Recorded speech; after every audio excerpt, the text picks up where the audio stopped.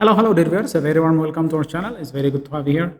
In this video, we are going to have a look at the principle of operation of an inline injection pumping unit. Well, basically, the pumping unit is made up of two components. Right here we have the barrel, we call it the cylinder. It is a cylindrical, very smooth surface cylindrical part. And right here we have the plunger. Now, when you look at the barrel or the cylinder, there is a drilling. Right here we call it the feed hole.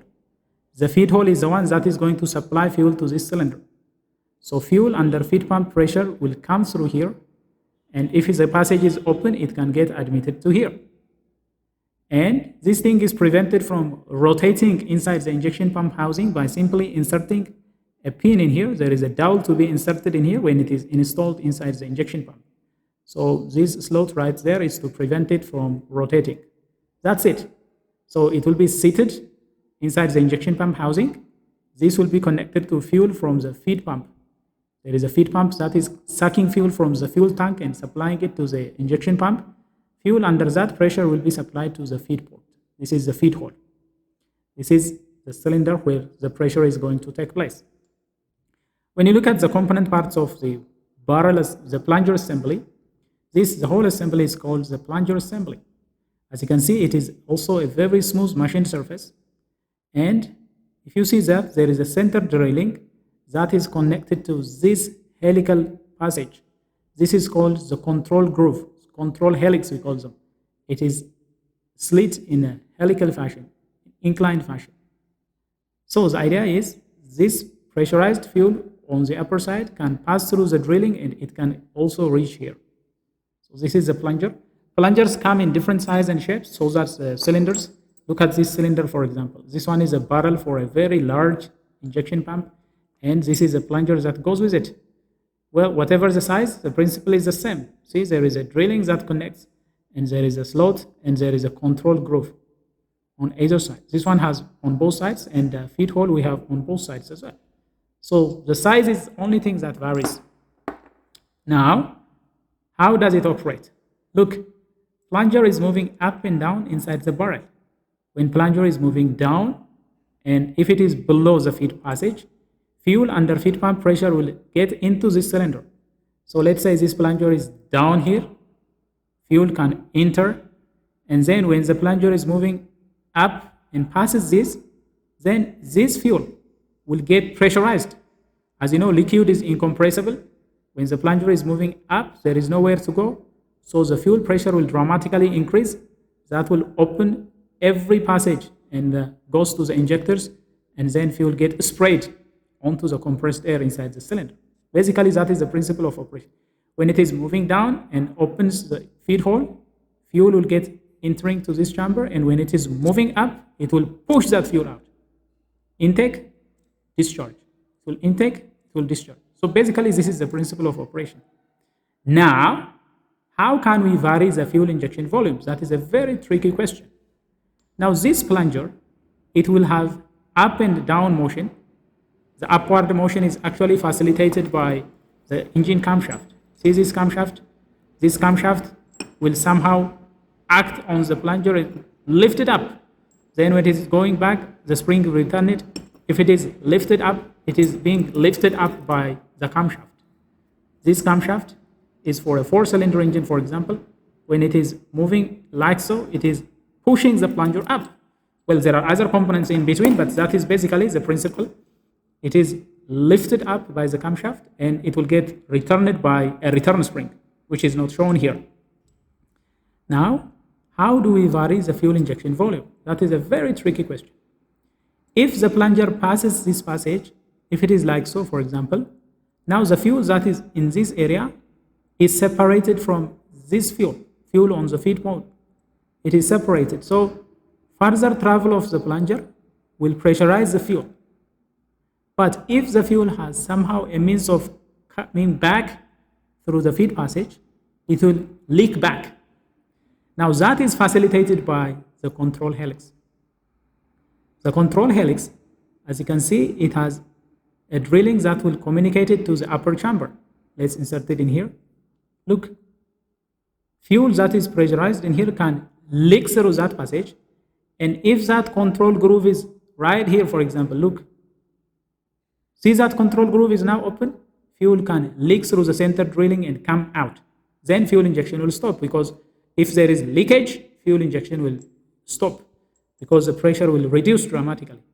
So by simply making this control groove to come in contact with the feed hole, you can stop fuel injection. If it is not in contact, fuel injection will continue. Now fuel injection will continue. Immediately as it opens, fuel injection will stop. So basically that is how it operates. Now look, by simply rotating this plunger, you can vary when the feed port opens. Look, for example, right now when the plunger is like so, there is a long travel of the plunger for the control groove to open this feed hole. But what if I return the plunger to this direction? Look now, only a small travel. The plunger will move only slightly before the control helix opens the feed hole. So by simply moving this in such a fashion, you can vary the fuel injection volume. If you move it like so, if this long surface is in front of the feed hole, fuel injection will continue for longer period before the control helix reaches this hole. If the plunger is moved in this direction, however, if it is moved in counterclockwise direction, however, only a slight movement of the plunger will be sufficient to uncover the feed hole, terminating fuel injection. So, rotating the plunger in the clockwise direction will increase the volume of fuel to be injected. Rotating it in counterclockwise direction will decrease the volume of fuel to be injected. So, by simply rotating this plunger, you can vary the fuel injection volume. Rotating of this plunger is done by grabbing it on this driving face. We call it this driving face. And there is a control pinion that is going to do that. This right here is a control sleeve. And here we have a control pinion. By simply inserting this in here, look. See how it is grabbing that driving face? Now when pinion is moved, it will rotate the plunger. Look. Pinion is now rotating the plunger by simply holding it at the driving face. Plunger can move up and down in here. And when the pinion is rotating, look, it can rotate the plunger. So by simply rotating the plunger in such a fashion, we can vary the fuel injection volume. If you want to increase fuel volume, move it to this direction. If you want to decrease, move it to this direction. And this control pinion is operated by a mechanism called the control rack. Look at this. There is a teeth. This teeth will mesh with this teeth. Now moving this rack, look what will happen to the control pinion when moving the rack. So this rack is for a 4-cylinder, for example. We have 1, 2, 3, 4. You can install four of these, and it can operate 4 of them at the same time. See how it is connected? Look at the teeth. So this control rack will be connected to the driver's accelerator pedal. When the driver wants to accelerate, he will move it in this direction. When you want to decelerate, it will return. This is basically how fuel injection volume is controlled. So by simply moving this, holding the driving face, you can vary the fuel injection volume. Now, what about when we want to turn off the engine? Do you see this flat surface on here? This surface is flat. It is not totally circle. If this flat surface is in front of the feed hole, if I place it so that it will be in front of the feed hole, this will always keep it open. So if it is open always, there is no fuel injection. So if you want to turn off the engine, you can simply move it like so and bring this flat surface in front of the feed hole. Look when it is inserted. You see this flat surface? If I bring it right in front of the feed hole, that flat surface will always prevent it from sealing. So no matter how hard the plunger is moving high, up and down, fuel injection will not be there. Why? Because the flat surface will make this chamber to have communication with the feed. That will cause fuel to leak. And simply moving the plunger in this direction, however, will increase fuel volume. Increasing it further If you want to decrease, you can simply rotate it like so. So this is how it is operating. This will be inserted in here. This will be inserted in such a fashion. So this is basically how fuel injection is controlled. See, when I move the pinion, fuel plunger is rotating. Look. So this is basically the principle of operation. Same thing is true for every plunger, even though the shape of the plungers slightly vary. Principle of operation is the same. Look at here, for example. Control sleeve is here.